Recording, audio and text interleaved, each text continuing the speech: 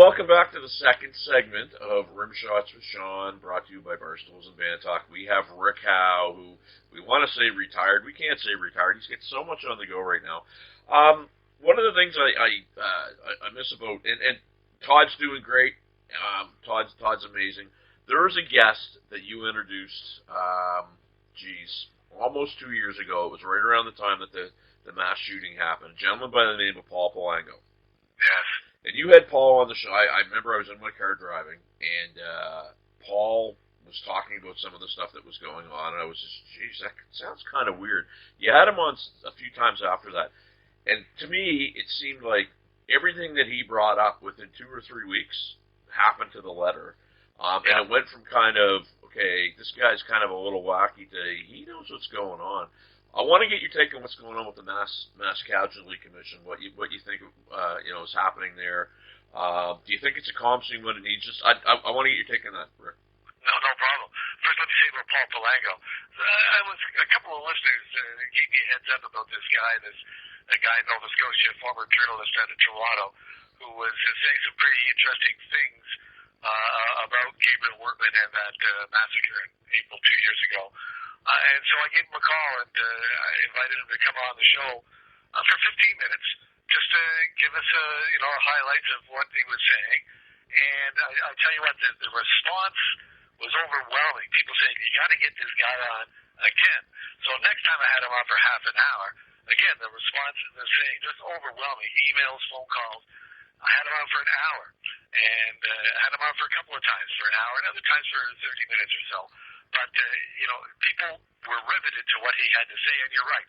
A lot of things that initially he was being called a conspiracy theorist turned out to be exactly true. And I give Paul Palango full credit for doing a lot to keep this issue alive.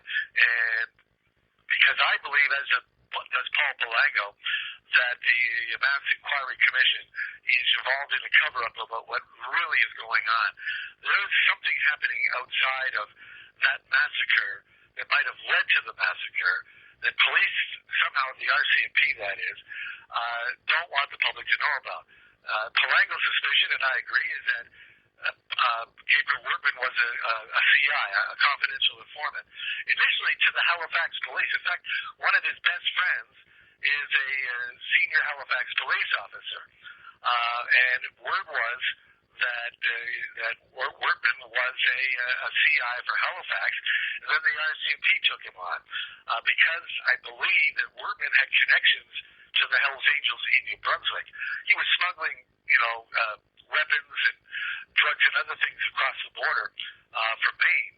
And the belief was that he was supplying the Hells Angels with those weapons. And then perhaps something happened where the Angels, there were a couple of big police buses in New Brunswick that took down some senior Angels leaders.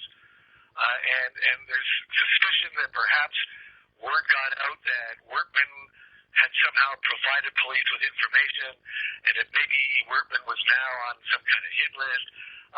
He freaked out one night and went on a massacre. There's so many unanswered questions here that one cannot help but believe that there is a cover-up underway to protect the RCMP. Palango points out that the RCMP has the ability to lie about confidential informants. It's in their laws, unless they're under oath in a court. And, so they haven't been asked about this under oath that I'm aware of, and that's a hanging question. Another question is, a neighbor of Wortman's was a former Hells Angel associate and a close friend of Wortman. And while 4 kids huddled in the house of Lisa McCulley after she was murdered that night, 2 children from a neighbor and her 2 kids huddled in the basement of the house, RCMP escorted this Hells Angel associate and Wortman's friend and his parents from their home to safety. Why? I mean, why? Lots of other questions as well about how the RCMP handled things initially, who was in charge that night. Apparently the officer in charge was at home. He'd been drinking and decided he was going to call the shots from his home. Well, you need somebody on the scene to do something like that. That's an issue that's never been raised. And the bigger question is Lisa Banfield. Lisa Banfield has been protected by the Inquiry Commission, calling her a victim of domestic abuse, and I have no doubt that she was. I have no doubt at all that she was abused regularly by Gabriel Wortman. But she was also a key witness to what happened, what transpired, what might have set him off.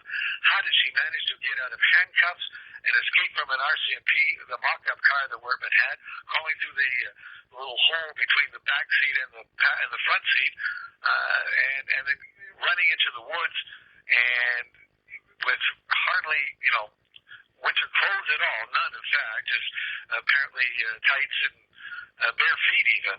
She hid under a log for a number of hours in sub-zero temperatures, and it appears at a neighbor's place that morning, and he says she looks fine, like she, just came from a beauty salon almost. I paraphrasing here that. But he said that she didn't look like she'd spent the night in the woods. There was no marks and no debris, anything like that. So why, and the Mass Inquiry Commission decided that she would not be able to be cross-examined. Oh, what a bunch of BS that is. She's the key witness. In fact, if Wortman had lived, if Wortman didn't die, he would be on trial in court, and she would be the key witness, and she would face cross-examination. So why isn't that the case here? What is the inquiry hiding about Lisa Banfield's role in all this? We do know that she did buy ammunition. At one point, she was charged with that for Wortman. She had to know about the guns. I mean, the guy was a gun lover and was regularly, apparently, outside his house, shooting at targets. She had to know about his guns. She knew about his replica RCMP car, that he had an RCMP uniform as well. And she was there when something set him off that launched him on this massacre. And in fact, there's another report out, a new report that suggests that 2 days before he went on this massacre, he had a number of visits from unidentified people. Who were those people? Why were they there? Were they RCMP officers? What was that all about? Again, the inquiry doesn't seem to care about some of these questions. I feel for the family members. They want to know the answers. They want to know why this happened. And they're not gonna learn that through this inquiry. It is, I hate to say it, it's a whitewash and it is a cover-up. No question in my mind. Yeah, I would agree. I read Paul's book, and it was riveting. How he's able to have people trust him enough to get that information, and I don't know. It's just I just find the whole thing is a shame for those families. And to your point, it's just really it's a check mark that they're going to do to kind of move things along, to kind of obviously you can never forget that it happened, but just really not get to the bottom of things. Palango, by the way, has written 3 previous books about the RCMP and critical of the RCMP for a variety of things. And through those 3 books, groomed some contacts that have helped him today. He's also put together what he calls his little citizens' army of journalists, just people who are online looking for things, and he says they have contributed a lot to him learning about this thing and that thing. And give Frank Magazine credit as well. Frank was at one time, not so long ago, considered just a gossip magazine. Yeah. But Palango and Andrew Douglas of Frank have worked to make that a legitimate news source now. They've broken several stories in regards to the Portapic disaster. They released the 911 tapes. Initially, they released the video of the takedown or execution even of Wortman at the Enfield Big Stop. They've broken a multitude of stories, and Palango continues to write in the latest rank more revelations about what's been going on. So they've done a remarkable job. I don't think that the local media has done as good a job at all. The Herald, I give credit to the Herald. They've been digging through some of the documents and finding out some pertinent details, and I give them credit. Elizabeth McMillan with CBC has, through Freedom of Information, managed to get some facts out.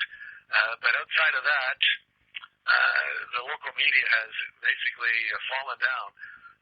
What they're doing for the most part right now, is, as far as I can see, is just taking verbatim what the ICP tells them.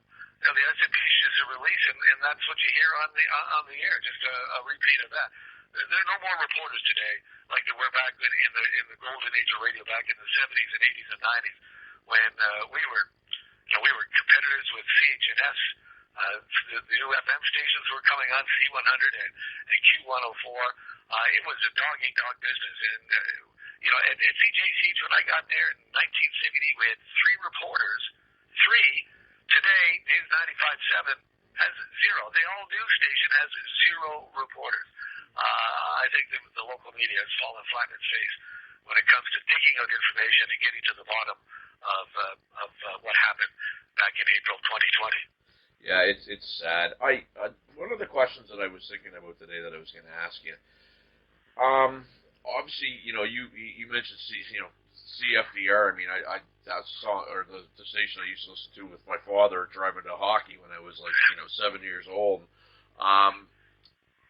Has there ever been a time where you're out reporting or you're doing your show and you hit a nerve with somebody in such a way that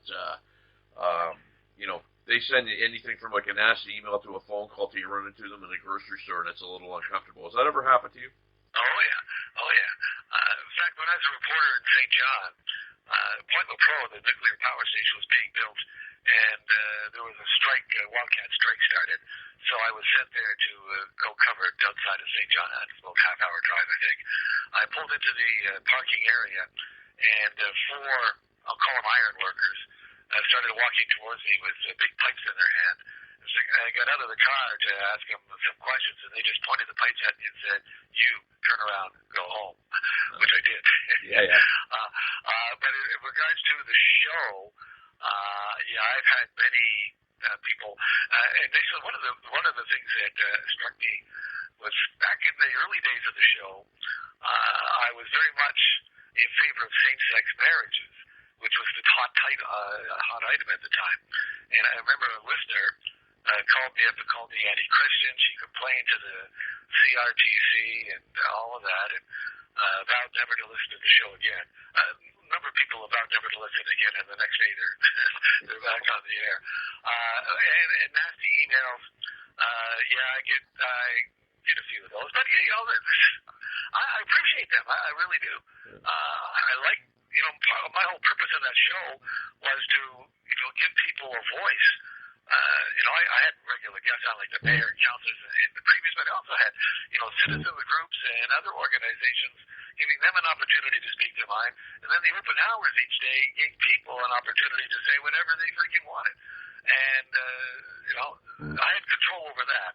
Over emails, no, but I appreciated the comments. I could read between the lines that, even though they were cursing me, I understood why they were saying what they were saying. I don't know. It never bothered me. I was never threatened, physically. Right. But I got a lot of curse words thrown my way, and that's part of the deal.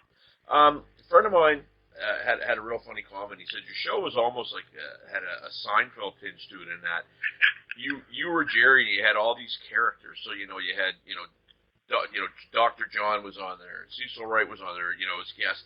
But then you had your callers. You had Pat, who was over from Dartmouth, that was a regular caller that would call in all the time. The lady Doris, it was a Dolores who, and I actually used to wait for her call because sometimes the reactions are so funny. Obviously, they were, those calling people were a huge part of the show. Do you still hear from any of those folks now? Yeah. I mean, in fact, a guy named Trivia Bob, he was a regular player. We played trivia last Thursdays every month. Right. And for a couple of years, and Bob played every time, and he always stiffed. He never did well. And you get 2 or 3 right, and then he, get one wrong, and that was it for him. But one day he won, and he was in heaven. And so he got the nickname Trivia Bob, and in fact he won a couple of times after that as well. But he sent a note through the station the other day, if Rick is around, give me a call. So I gave him a call, we had a chat. I talked with Cecil and some of the others, some of the people I used to work with, in fact, in regards to the show. But you're right in that I thought I was the only one who kind of thought it was like a sitcom. Like we had our regulars. You mentioned like Cecil and Dr. John and Blair Bead and the other characters who were on all the time, and then you had your regulars, I guess, who were part of the open hour, who provided their own sense of their own views of the world. We had Michael from Cape Breton. Oh, I love Michael. Was great. You know, people loved him. You know, I never understood half of what he said half the time, but people loved. I think it was his Cape Breton accent. Oh yeah. Anyway, Dolores and some of her zany comments and others. In fact, I ran into her at a bank one time. She was standing behind me, and as I went up to the teller, I said something, and Dolores said, "You're Rick Howe." And I turned around, and there was Dolores. And I always thought, you know, my voice was a bit of a curse. People would never recognize me until I spoke. And they say, "Hey, I recognize that voice." But anyway, those characters, I loved them. I really did. And when Michael didn't call for a few days, people would call and say, "Where's Michael?" Or people would come and say, "Where's Dolores?" They haven't heard from Dolores in several days. So there was a sitcom element to that. And I think that the fact there were regulars mixed in with, you know, people who called infrequently. But the regulars contributed, I think, greatly to the show's success. I agree. I do want to just quickly before we wrap. We are a music podcast. I want to pick your brain on that just quickly for a second. But from a personal story. So I was on your show a number of times, mostly about hockey. But the first time I was on the show, I don't expect you to remember this. I had a rental property, and there was an issue with a tenant not paying. The local MLA got involved. The community services got involved. I was getting screwed out of a bunch of money. You had me on, and within 2 days, I wound up getting. Now it's still going on, if you can believe this is 2019. But I had a meeting with 7 of the brightest and greatest of the province's gurus. That was a direct result of we heard you on Rick Howe. We had to talk to you. So that's a little personal thing that I'd like to say. In terms of music, Rick, now I know we were talking to Todd, and Todd's a guitar player. You mentioned you're picking up guitar. I want to hit you with a couple things. Your all-time, I guess, favorite band or entertainer? Eagles, no question. Wow. Eagles, hands down. Yeah. And you liked them with Vince Gill? I like the Eagles, whatever they have. The Eagles I love that sound. It's just, I don't know, it's just a pleasant, soothing sound, and some great music. Individually, what's his name, James Blunt, that song, You're Beautiful, I just love that song. I have a musical taste that goes across a wide variety. I like, rock, I like MOR, as we used to call it, Michael Bublé. Mm-hmm. Occasional is some good country songs. I don't know. I just appreciate music, and I love to sit back and just veg out on the couch and turn on Google and ask Google to play the Bee Gees or something along those lines. Again, music soothes the soul, as they say, and it sure does in my case.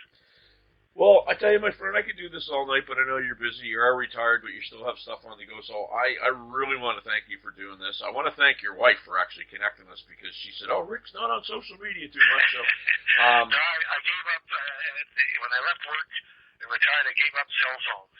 I look back and I said, well, the only reason I had the cell phone was to get my work emails, basically.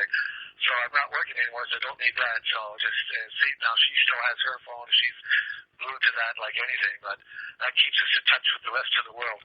But me, I just like to live here in my little cubby hole and overlook the ocean on the South Shore and just do what I do and try to enjoy myself as best I can. Well, this Friday and Saturday, taking part in a festival down in Meteghan called Far Out Fest. Saturday night's going to be headlined by Canned Heat, if you can believe that. Really? Canned Heat? Wow. Yeah. I talked to their manager on Friday, interviewed him. But hey, if I stop somewhere along the South Shore, maybe I'll run into you. Who knows? But I tell you, thanks so much for doing this, my friend, and I'd love to keep in touch with you if at all possible. And enjoy what you're doing. I can't wait to get a copy of that book when it's out. Thanks, John, anytime, and appreciate the invitation to appear on your show tonight. Thank you.